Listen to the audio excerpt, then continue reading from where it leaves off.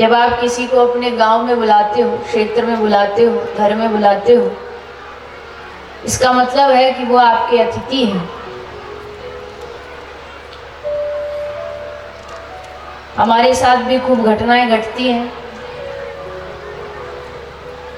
बुला करके लोग समझते हैं कि अब हम मालिक बन गए हैं। हम ज्यादा कुछ बोलेंगे नहीं, पर बस इतना ही है कि कोई किसी को खरीद नहीं लेता है, किसी के गुलाम नहीं है, किसी के नौकर नहीं है। भगवत कथा गाते हैं, उनकी खाते हैं और उन्हीं की सेवा में लगे रहते हैं।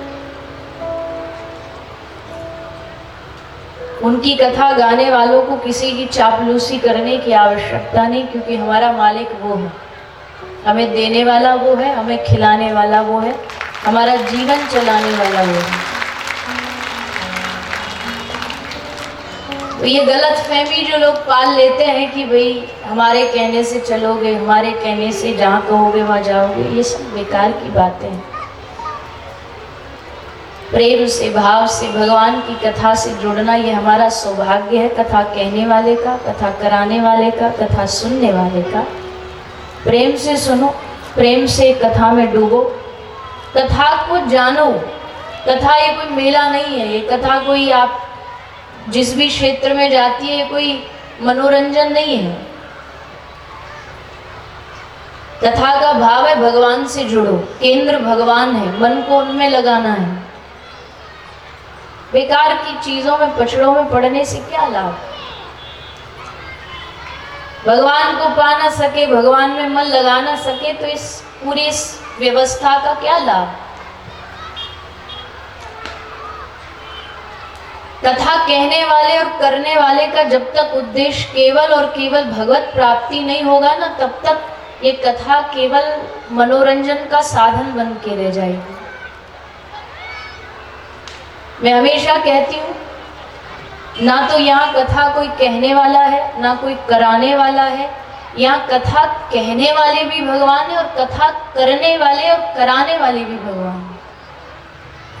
अगर इसमें मैं अपना स्वाभिमान ले आऊं कि मैं कथा कह रही हूँ और कराने वाला ले आए कि हम कथा करा रहे हैं, दोनों ही डूबेंगे, दोनों की लुटिया डूबेगी। अभी इसी क्षण भगवान एक पल के लिए ये गला बंद कर दे तो क्या मुझ में ताकत है कि मैं कथा कह सकूं? यहां हम जितने बैठे एक पल के लिए भगवान हमारी श्वास रोक दे, किसकी हिम्मत है कि सुन पाए भगवत कथा? इसका मतलब है कि यहाँ जो हो रहा है, जो करा रहे हैं, वो सब भगवान के द्वारा है। कहे बोल रहे हैं, सुन हो रहे हैं, हमारे हृदय में बैठे हुए। जब तक इस बात को नहीं समझेंगे, आजकल इतने सारे आयोजन होते हैं, कोई बिरला होता है जो इस कथा से कृष्ण के अलावा और कुछ नहीं मांगता। भगवान की भक्ति मिले, भगवान की सेवा कर पाए, इससे आगे अगर कुछ उद्देश्य रखोगे ना कथा का, तो कथा का लाभ नहीं मिलेगा। तो भाई हम तो बस समझदार को इशारा काफ़ी ज़्यादा बोलेंगे नहीं, क्योंकि 7 दिन आते हैं कहीं भी भगवत कथा गाने के लिए।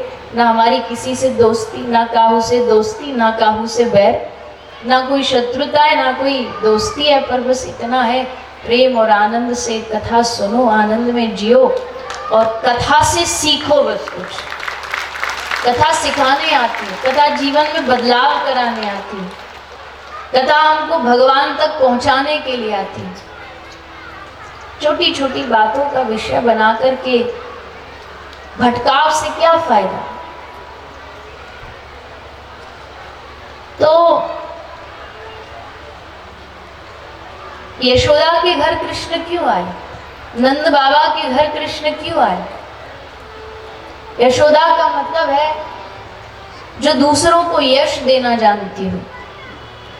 जब यशोदा को पता चलता कि मेरे घर में कोई संत आया है, लाखों नौकर थे मैया के घर में, लेकिन सेवा की, जब साधु सेवा की बात आती तो यशोदा मैया खुद उठ करके जाती, अपने हाथों से जाकर के संतों की सेवा करती थी।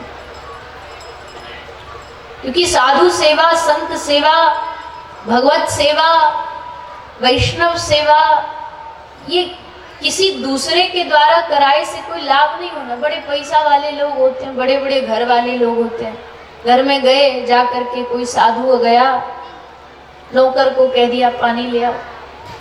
अब जल अगर नौकर साधु को पिलाएगा तो फल किसको मिलेगा? जो पिला रहा है।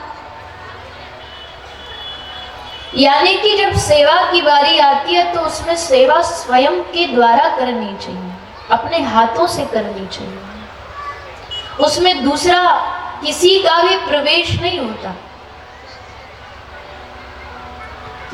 यशोदा जो दूसरों को यश बांटे, जो दूसरों को यश प्रदान करने वाली है। घर में आए कृष्ण पर नंद यशोदा कह रहे भैया हमारे कोई पुण्य नहीं है कि हमारे घर कोई भगवान या कोई बालक का जन्म हो, ये तो तुम सब साधुओं की, ब्रजवासियों की, तुम सबकी कृपा है जो हमारे घर लाला का प्रागट्य हुआ है। अन्यथा तो हमारे भीतर ऐसे कोई पुण्य, कोई ऐसे शुभ संकल्प नहीं है कि हमारे घर भगवान का प्रागट्य हो सके। ये भाव जब हृदय में आता है तब घर में भगवान आते हैं, तब भगवत प्राप्ति होती है। तो कल लाला का जन्म हुआ है तो खूब धूमधाम से आनंद मनाओ, खुश रहो, खुशियां बांटो, मिठाइयां बांटो, टॉफी चॉकलेट बांटो।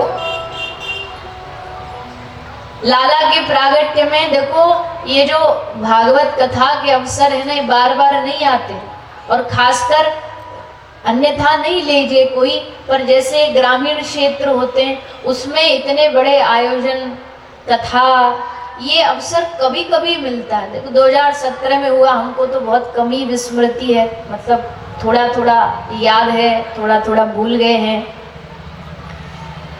तो 2017 के बाद अब 2024 में जाकर के दोबारा से आपके इस गांव में बीच में हुआ होगा, मैं ये नहीं कहती, पर जितना मुझे सूचना मिली कि विस्तार रूप से तो ये आयोजन 2017 के बाद अभी हो रहा है। तो बताओ इतने वर्ष बाद अगर एक अवसर मिलता है तो इस अवसर को चूकना नहीं है। इस अवसर को चूक करके क्या लाभ? भगवान की कथा मिली है, इस कथा में डूबो, इस कथा में डूब करके भगवत कथा का श्रवण करो, लाला के प्रागट्य की खुशियां मनाओ।